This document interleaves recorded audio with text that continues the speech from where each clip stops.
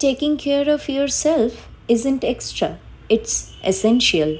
As a model and actor, আমার জন্য self care is not just luxury, it's a part of the job. Recently আমি pre birthday প্যাম্পারিংয়ের জন্য visit করেছিলাম Fashionistas, and honestly it was worth it. আমি করিয়েছিলাম hair spa, nail overlay, waxing and pedicure, and একটাও service আমাকে disappoint করেনি। Fashionistas, a unit of Zafar. এই স্যালনটি ক্যামাক স্ট্রিটে লোকেটেড।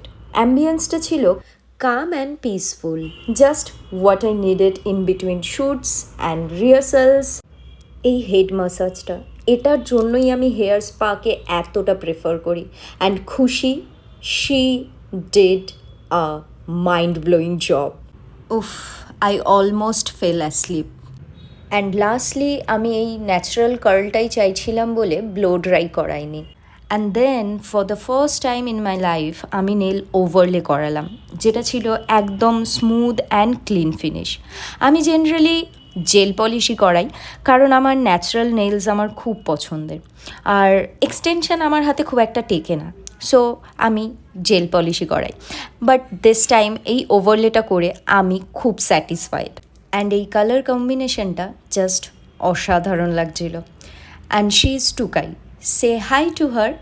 আমার নেলস এখন পুরোপুরি ক্যামেরা রেডি। আমার পায়ের আঙুলে একটা কাটা ছিল বলে সোয়েফ খুব যত্ন সহকারে পেডিকিওর করেছিল।